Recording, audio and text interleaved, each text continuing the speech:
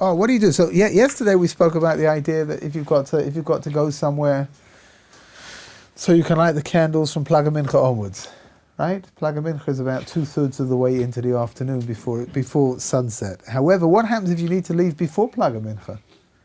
Right? So wherever you're going to is a place that you've got to get there earlier on.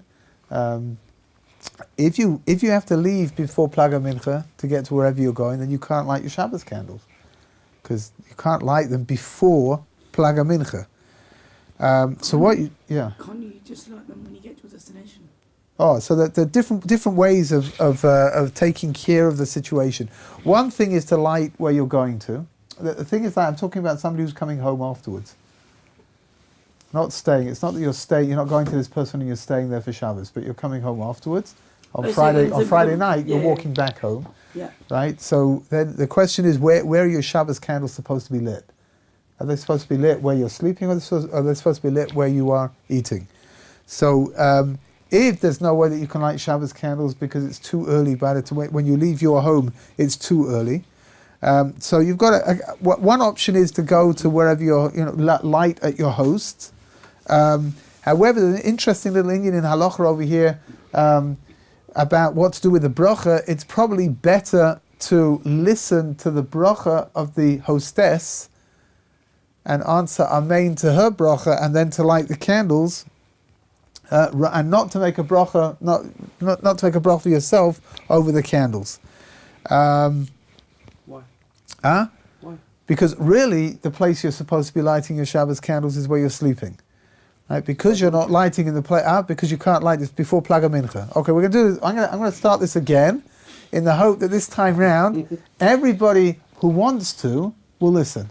Okay, let's start at the beginning. We'll start all over again. Somebody who is going to somebody else a Friday night Suda, and they are going to leave their home before Plaga Mincha. Again, Plaga Mincha is about 2/3 of the way into the afternoon before sunset, which means that they cannot light the Shabbos candles.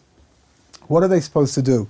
So one option that they've got is to light the candles at the host, where they go to wherever they're going, and to have the hostess, when she makes her bracha, to make the bracha out loud, and to answer amen to her bracha, that she should be moitzi, she should fulfill the other person's obligation for lighting Shabbos candles, because the real place to be lighting Shabbos candles is where you're sleeping and not where you're eating. Why can't you just do that with the Chanukah?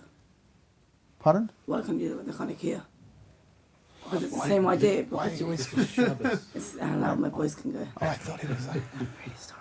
I thought this was something you didn't want to share with everybody. No, because if you can, like, kind of, if everybody's supposed to light Shabbat candles. Why can't you just give some money to your hostess and let her take care of the lighting candles altogether? Yeah. Chanukah also. Yeah, I mean the emes is, the truth is you probably can do that. Although I think it's still better for you to light the Shabbos candles. If you can light Shabbos candles, you should light them. The question over here is simply whether to make a bracha or not to make a bracha.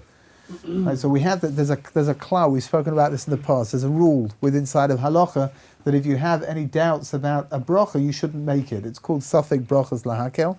That if you're not sure about a bracha, for example, you can't remember if you did make a bracha, you didn't make a bracha over something. You shouldn't make a bracha again. Right? Why is that? Because safek brachas, the brachas, if you're not sure, if you've got a doubt about it, then you shouldn't make it. We've got a doubt over here whether the person's supposed to be lighting the Shabbos candles with a bracha or not. Right? So because there's a doubt, we say it's better that she doesn't, and that she can listen to the bracha of the hostess, and she can answer amen, and that will take care of her. Obligation with regards to the bracha. So for the Shabbos candles. But not for the Hanukkah. Not Hanukkah candles. Here, again, so this is all getting a little bit complicated because the halachas of Hanukkah we did before Hanukkah, right? And then we moved into learning the halachas of the Shabbos candles, and it's true. It gets a little bit confusing over here. How late can you light the Hanukkah candles? How late can you light the Hanukkah candle? You're talking about on a regular night. Or Shabbos. Mitzvah Shabbos you light them. Motzei Shabbos you light them a little bit Havdalah. later, right? But during the week. So I'll tell you like this. There's an interesting thing. It really depends who you follow. Rav Elyashiv, Zeicher Tzadik Livracha, said that you should light your Hanukkah lights not more than an hour after nightfall. That's like after Shkia. That's a maximum, within an hour. He says he actually ruled that if you light after an hour, then you can't make the brachas. But you still get the mitzvah because you lit the candle. Yeah. However, Rosh Shlomo Zalman Auerbach, who passed away about 20 years ago, and who was the halachic authority of the generation of that generation. So he ruled that you can light later on with a bracha as well. Again, the Gemara says that you need to light within a half an hour after nightfall because that's when people start going home, which means that if you want people to see what's going on, what's called the Pirsumei Nissa of publicizing the miracle, then you've got to have people there to be able to see it. Nowadays, people don't go home half an hour after nightfall. The truth is there are certain areas where I would imagine there's probably less people around half an hour after nightfall than there are later on when it's already completely dark, been night for a while. So the emes is like this, that you can really rely on either opinion over here. If you want to be more stringent, then you should make sure that you're lighting your Hanukkah candles up to not later than an hour after nightfall. If you want to follow Rosh Shlomo Zalman Auerbach, you can do that as well, and that means that you can light later on as well. The emes is like this, that even if it's very late, but there are people still awake in your home, then you can light candles throughout the whole of the night. This is somebody comes home very late, let's say he comes at 1 o'clock in the morning or something, and there's still people up, or if he wants to wake people up in order to have them come and watch the candles being lit and to answer amen to the brachas, then he can do that as well. The question is whether it's b'di'evet or it's not b'di'evet, that's okay. I mean, you see, you're fulfilling the mitzvah of lighting the candles. Over here, though, we're talking about Shabbos candles, right? So with Shabbos candles, the question is whether to make a bracha or not to make a bracha. So the best thing is to have the hostess make the bracha. You answer amen, and then you can light your Shabbos candles over there. Just another thing which is interesting, according to the posting, according to the halachic authorities, that you should leave lights on in your home if you're coming back, and so you're going to the host for Friday night, and after you finish the Suda, you're going to come home and it's going to be late. But nevertheless, you should leave some kind of light on somewhere, electric lights on somewhere, because as we've spoken about the whole time over here, the inyan of having light in the home is the concept of bringing shlom bayit into the home, right? Of bringing a little bit of harmony into the house. And if you come home to a dark house, then that's not so good. So to leave a light on somewhere. Does that apply to a single as well? Does that apply to a single? Not really. Not unless they're schizophrenic, perhaps. There's no problem of shlom bayit if you're alone. This is not the moment to explain that shlom bayit issues only occur within marriages. It's not really. This is not the moment. Really, it's not. I can see where you were going, right? A single person doesn't have shlom bayit issues. The implication being that, never mind, we're not going to talk about that, right? No, it's not. That's not for now. Another question. Yeah. I heard such a thing. There's a problem if, let's say I stay home, and my wife would be in America. We both would be to light candles. Yeah, obviously I'm at home. I have to light, but she also got to light, right? Yeah. Is there a problem of either one of us making a bracha? No, I don't think so. You're lighting Shabbos candles at home, so you're making a bracha over there for your home, and your wife, who's in America, obviously gone to see her father. What he would be doing in America, we don't know. Would have to make a bracha over there. But isn't there such an union as if the husband takes in Shabbos, the wife has Shabbos as well. Is there such a thing? Yeah, but not when you're in two different continents, though. Why not? Why not? Why not? First of all, if you're bringing in Shabbos, it's certainly not Plaga Mincha over there, right? Which means it's two. She can't. I mean, practically, she can't bring in Shabbos. But when you're in two completely different areas, so then it doesn't work. It would be interesting to know. For example, if I don't know, your wife has given birth or something, and she's in hospital, let's say on the other side of Yerushalayim, and you're on this side of Yerushalayim, if you're bringing in Shabbos, I don't know. That would be interesting to look into, actually. Let's say you're proposing being in the same mokum, yeah, being within the same tchum. Yeah, I don't know how far that stretches. That's worth looking into. I mean, what happens, for example, if you're in Yerushalayim and your wife is in Bnei Brak, right? Less complicated than being in America. Yeah. Although being in Bnei Brak is in and of itself a pretty complicated thing.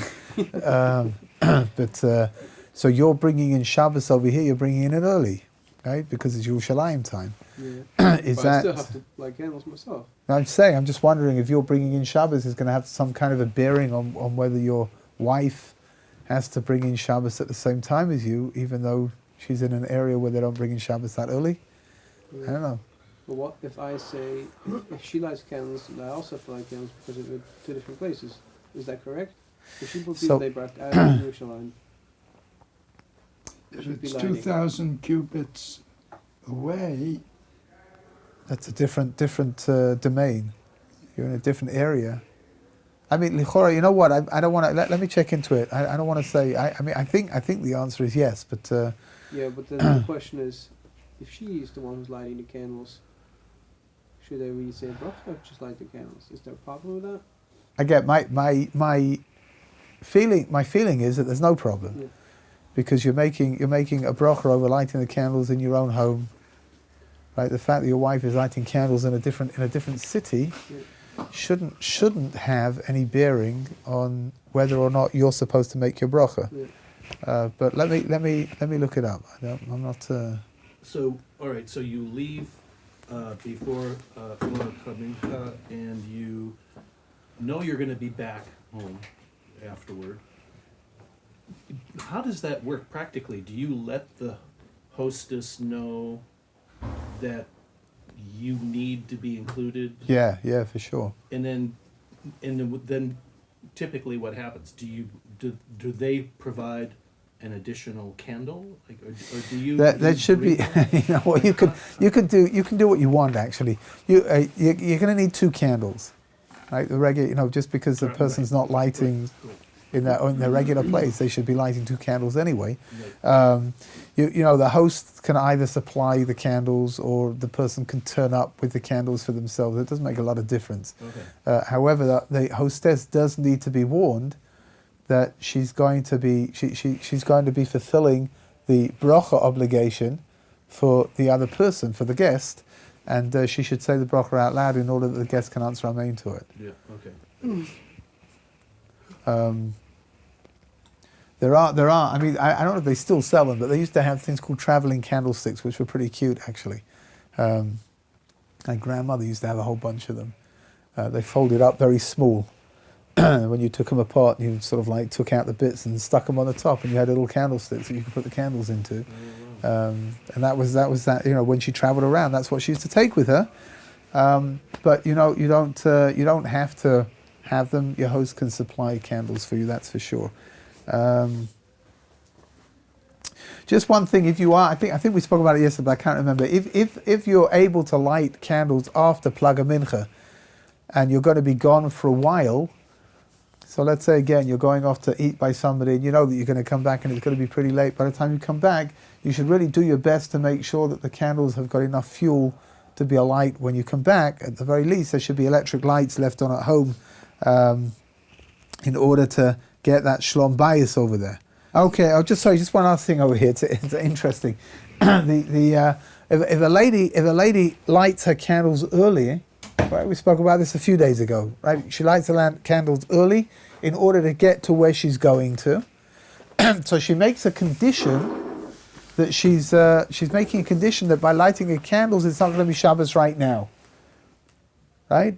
Does this sound familiar? There's lots of blank faces out there. Last week. That's when you're talking about when we. Is that when you're talking about That's a when the pretty man goes safe into bet, right? shul? And the man goes into shul and says, "I now accept Shabbat for myself." And that, Oh, so here it's interesting for the woman. When the woman lights Yeah. candles early, and for whatever they're going off to eat by somebody else, right? So they want to go in the car. She's made a condition that she's not bringing in Shabbos right now. When the time to bring in Shabbos comes for her, the regular time that she brings in Shabbos, she should try to make a verbal declaration that I'm now being makabel on myself Shabbos. I'm now accepting up on myself that it is Shabbos. Right? If she doesn't, she doesn't. It's going to be Shabbos anyway. But it's better that she says that in order to know that that's it. That now it's Shabbos. Of course, when a lady's lighting the candles at the regular time, so she doesn't have to say that because it's clear by lighting the candles that she's accepting Shabbos upon herself. It's only on the rare occasion when she's lighting the candles before she wants it to be Shabbos, then at that point when it becomes Shabbos, she needs to make that declaration, yeah. I'll ask you a weird question to do with this. Of course. Let's say you're on a summer camp, Yes. right? And normally during a summer camp, girls will light candles and boys will have something like an introduction to Shabbos or something like that. Yeah. So what do you do in those situations? With regards to what? As in, there's no time for the man to light. Oh, so then, first of all, you don't need to. You've got normally what happens in a camp, or any kind of a group situation, right? You've normally got at least one person who's lighting for everybody, Yeah. right? So, in a camp, I remember all the camps that I ever did. There was normally, there was a married woman, one married woman that was there at least, and she lit candles for for everybody. Anybody else wanted to light candles, you could light the candles, Yeah. right? Any girls that wanted to light candles, they could do that. But she was taking care of everyone else's obligation, which means that you don't have to be concerned as a female-y challenged entity. You don't have to be concerned about the fact that you're not lighting candles because somebody's done it for you. Thank you. Thank you. It's my pleasure. Boy or girl who are over bar mitzvah, both would have the obligation of lighting themselves, but I guess their mother is really being mitzvah, right? Yeah. So what happens when they go off to seminary or yeshiva? I remember I've not really been aware of when I was in yeshiva, like what should have been doing. Yes, I tell you, in yeshiva, what you should be doing is probably what you did, which is nothing, actually. I don't mean in general, let's say obviously. my mother is almost is 1 hour Yeah. time zone difference. So over here, I mean, what goes on? Every yeshiva that I was ever in, and it wasn't that many actually. Don't take me wrong. You I went to wasn't. Shiva. I wasn't asked to leave every Monday and Thursday, but I mean, I probably was, but I probably didn't do it. But that's not what we're talking about right now. Again, you've got somebody. If you walk into a dining hall in a yeshiva, as a rule, you'll see candles that have been lit, normally by either the wife of one of the Rabbim, whoever's there for Shabbos, right, or somebody's lit on behalf of everybody, which means that's taking care of your obligation, right? Because anyhow, my mother living in a different time zone, a different mokum, tchum, whatever, Yeah. can't fulfill the obligation for me. Yeah. So that takes care of your obligation as a man. mitzvah strichas kavanah. I mean, you have to be there and answer amen. No.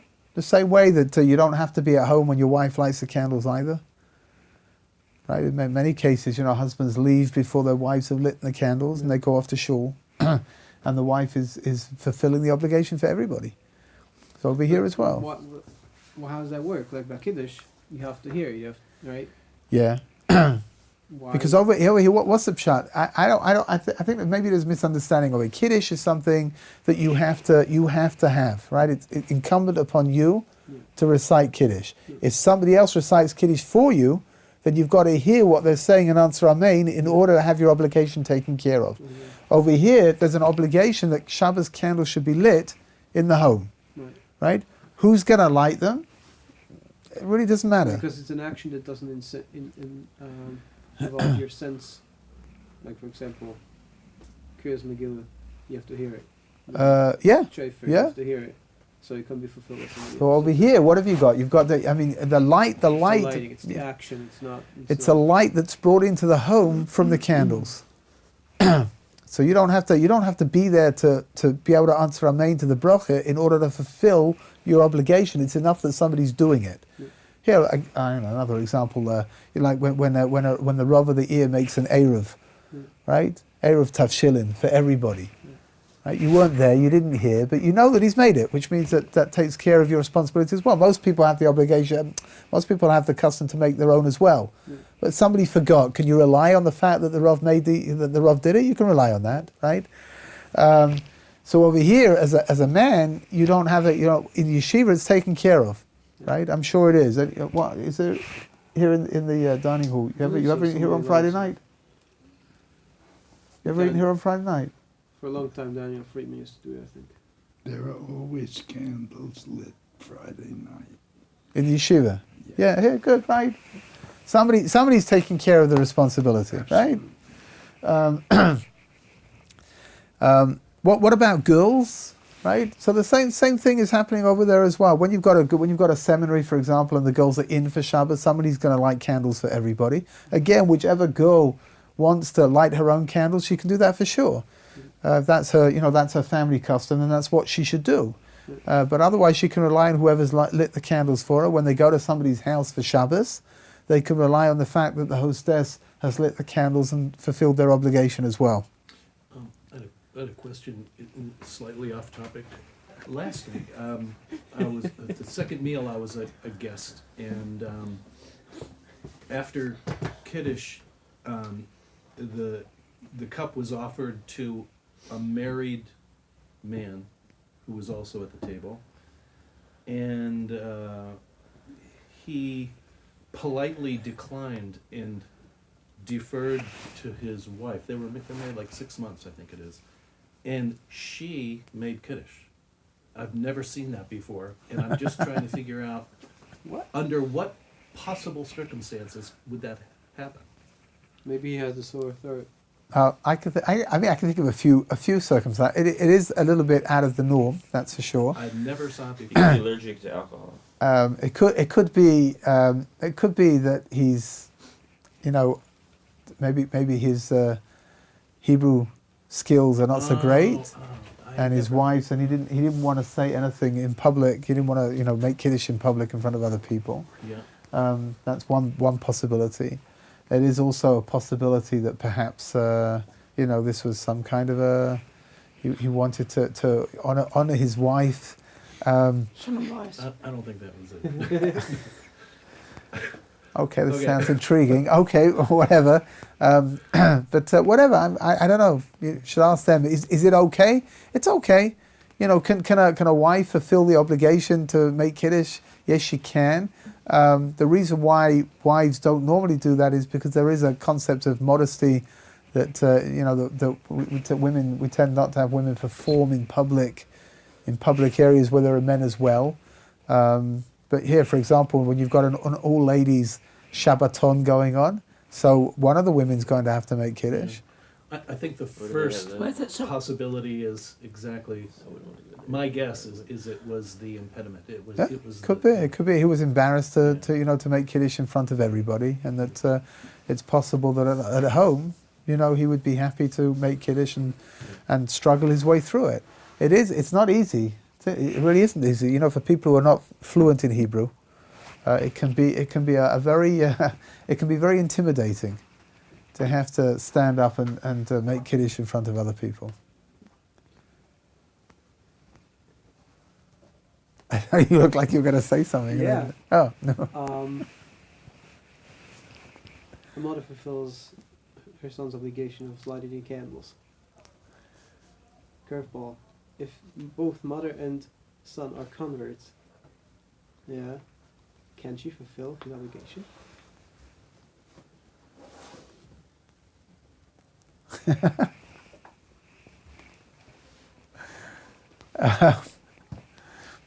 I don't know. Well, 1 minute. Let's try. Let's just. Even after. Let's just work. Let's work it out. The halacha says like this: that when somebody converts, So they are like a brand new baby. And the truth is that I know many converts who behave like brand new babies. When a convert converts, they become like a brand new baby, and in a certain way, they lose their biological connection to their children, to their siblings, whatever it is, right? So in a family, like the Gemara says, that in theory, a brother and a sister that convert could marry each other because they no longer have that family connection anymore. It's now been broken. The Gemara says we don't do that because it's wrong that what is forbidden throughout the entire world should become permitted once somebody converts, that all of a sudden now it's okay to marry your sister, right? Which for me is a completely bizarre idea because I never had one.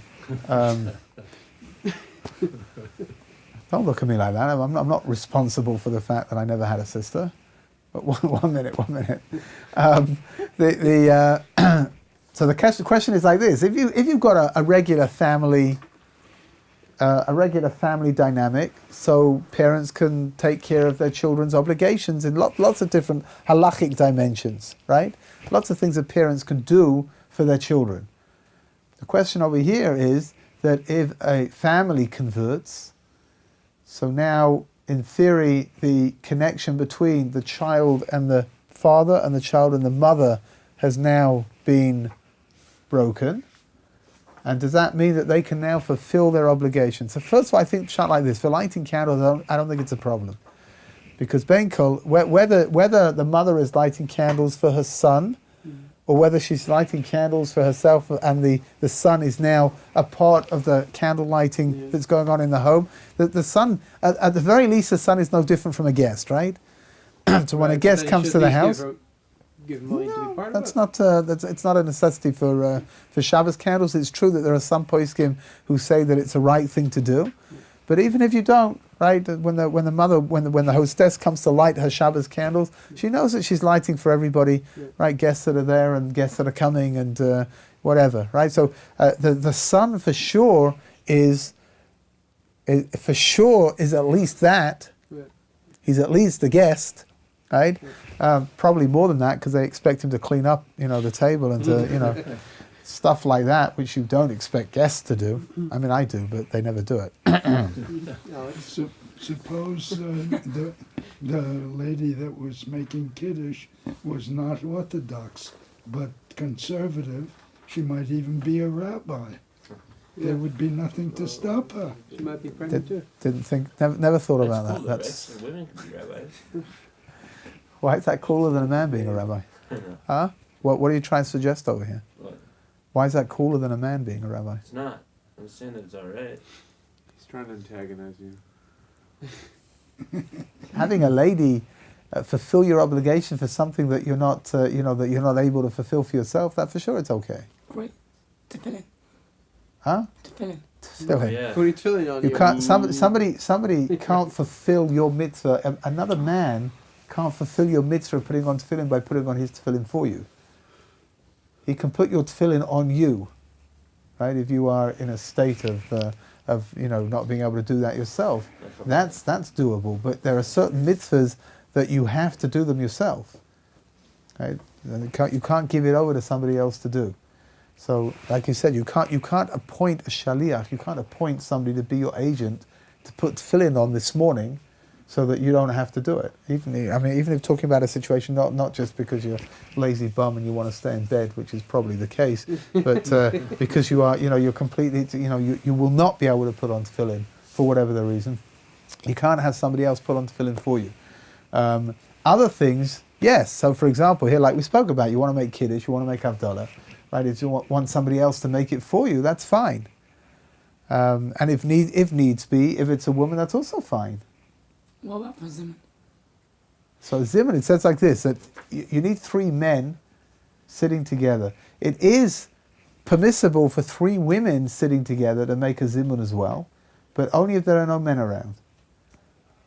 Okay, so it's their choice. They're not obligated to do it, which means that by men, if you've got 3 men that are sitting together and they've eaten together, so they have an obligation to make a Zimun and to bench all of them together. If you've got 3 women who are sitting together, there's no obligation to do it, but there's no reason why they shouldn't do it. It's their choice. Whatever they do will be okay. We try to be as pluralistic as possible over here, right? I heard that you can go to the mikveh for somebody else. Okay, not everybody holds that going to the mikveh is a mitzvah.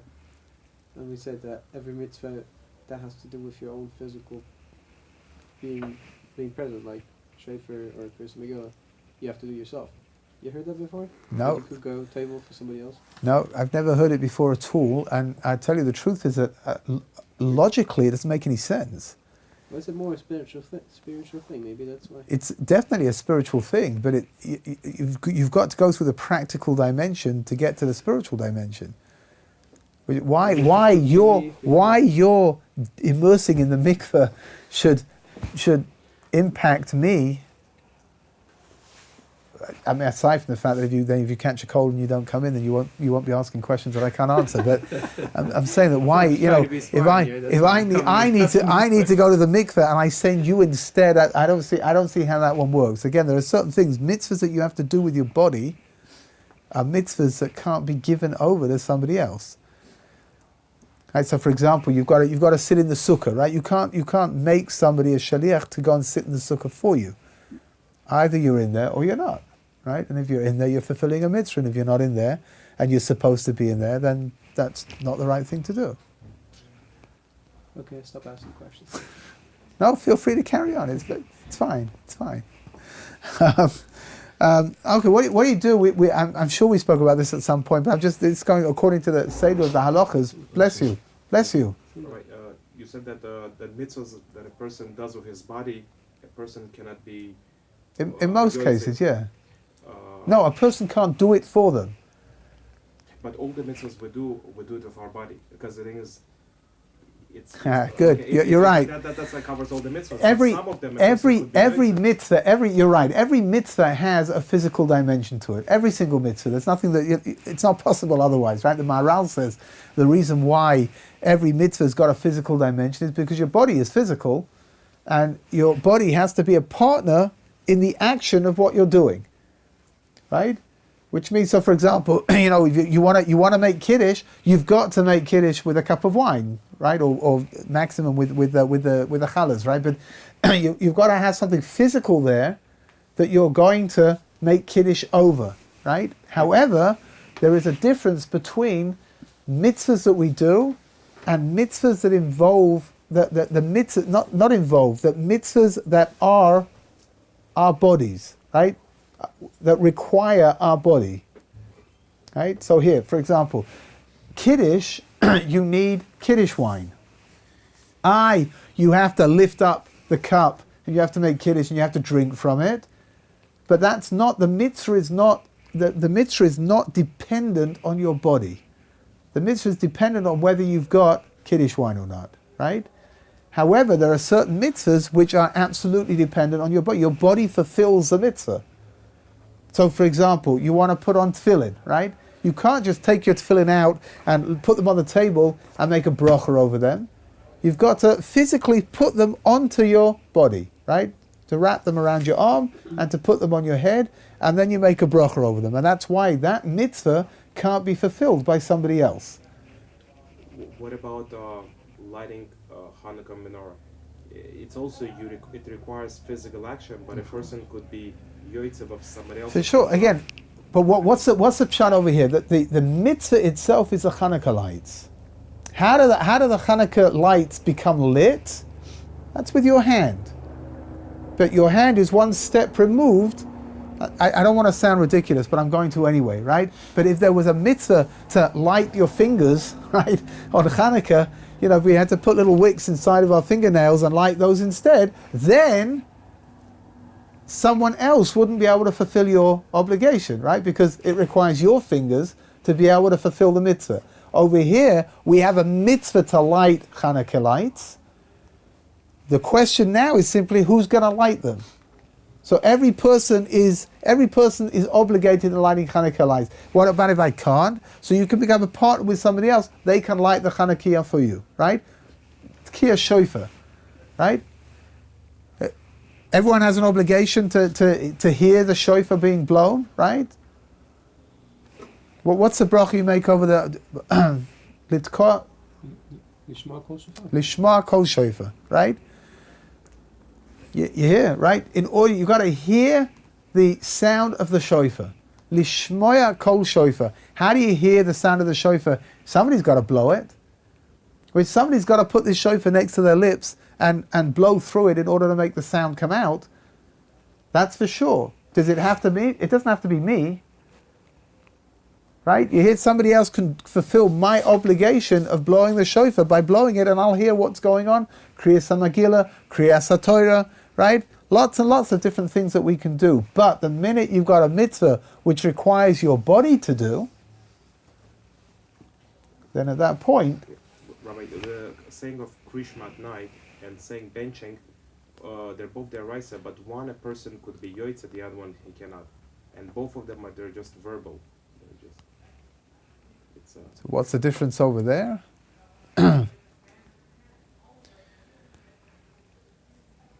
I don't know. You know what? That's a kasha. I need to look into it. That's a kasha.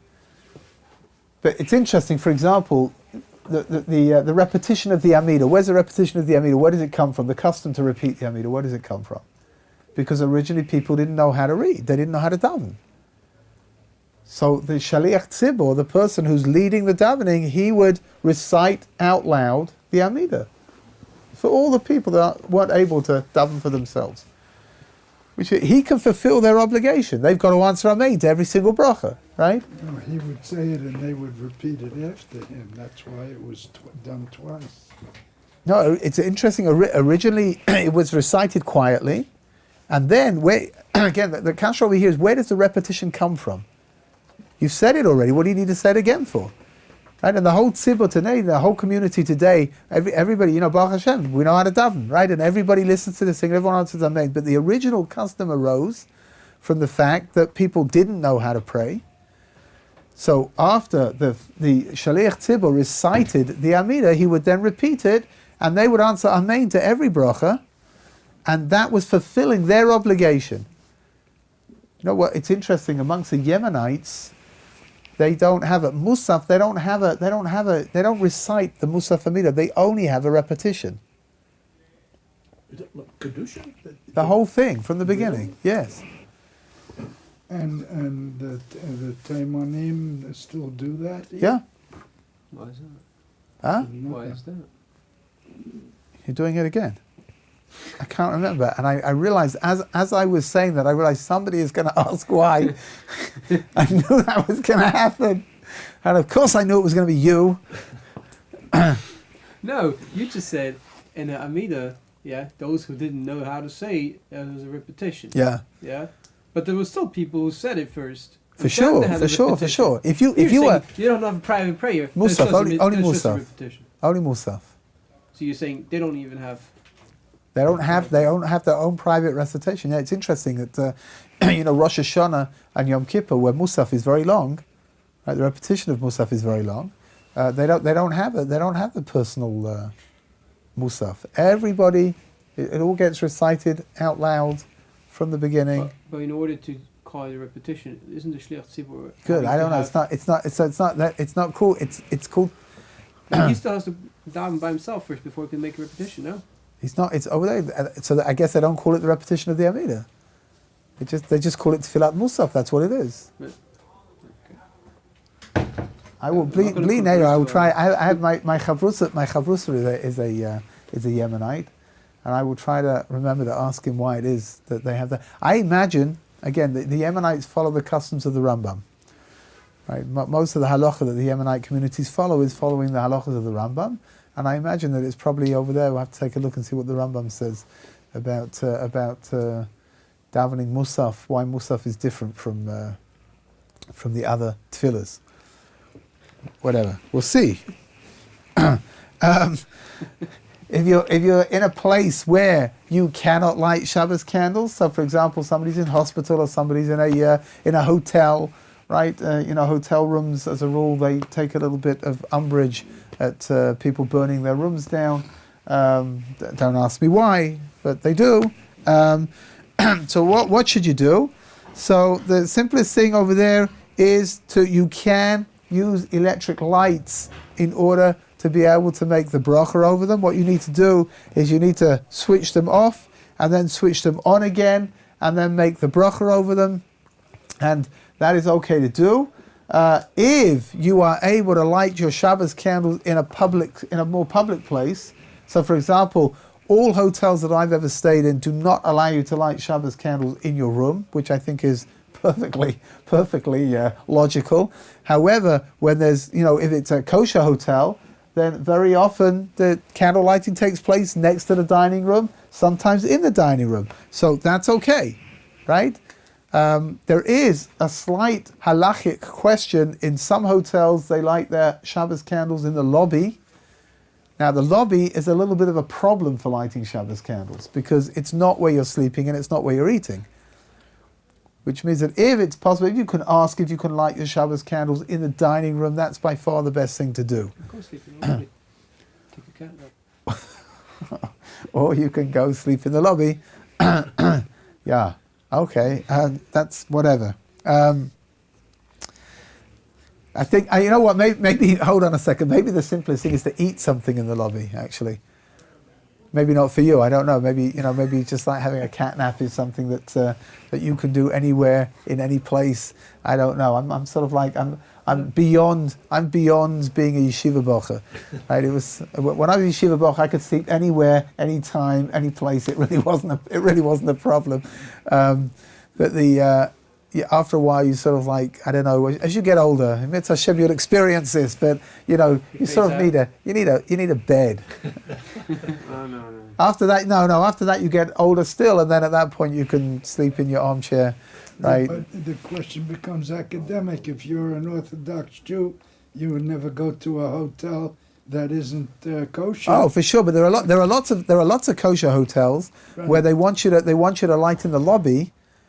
And they don't want you to light in the dining room. Again, for whatever the reason, I don't know. Obviously, it's simpler for them to have you light in the lobby because it's something they can keep an eye on. If that's the case, I think the answer over there is to eat something in the lobby, right next to take some food and eat something over there next to where the candles are, in order to fulfill the obligation. Everywhere I've been, we did it in the dining room. Good, that's the best way to do it, for sure. Right, so you should carry on going to those places. Well, to all the hotels here in Israel. Yeah? Oh, yeah. Good, okay. I must admit to not going to hotels very often, so...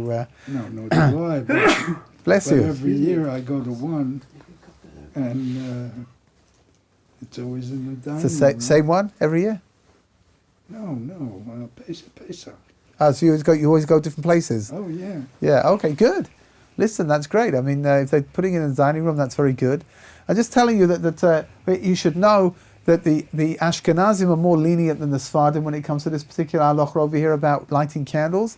I think, if my memory serves me correct, that the Sfardi minig is if you're lighting candles in the lobby, which is a place where you're not really supposed to be lighting the candles, it's not the optimum place to be lighting the candles, they should light them without a bracha. Whereas the Ashkenazim, so you light in the lobby and you can light with a bracha as well. But like I said, the thing to do is to make sure that you eat something over there as well. Yeah, but with these kosher hotels, there's always a mashgiach in charge and organizing these things. Yeah. The only thing is like this. I've heard from various mashgichim. The mashgiach is the person who's there trying to make sure everything runs the way that it's supposed to. Everything Shabbos is kept the way that it's supposed to. That many mashgichim have a problem with trying to tell the managers of the hotels things that need to be done that are not obviously religious. Which means that the mashgiach comes and says, "Here, you can't warm up food like this on Shabbos," so they know that they have to listen. But if the mashgiach comes and says that, "Hey, you shouldn't be lighting candles in the lobby; you should light them in the dining room," if they don't want to listen to him, they won't listen. There's not always a very smooth relationship between the mashgiach and the hotel management. Because obviously the hotel management is always the threat of removing the certification. Yeah, so here they're smart. They understand that no one's going to remove the kashrut certification because they didn't let them light the candles in the dining room. They made them light in the lobby. There are some mashgiach who are very difficult people. Yeah. Yeah.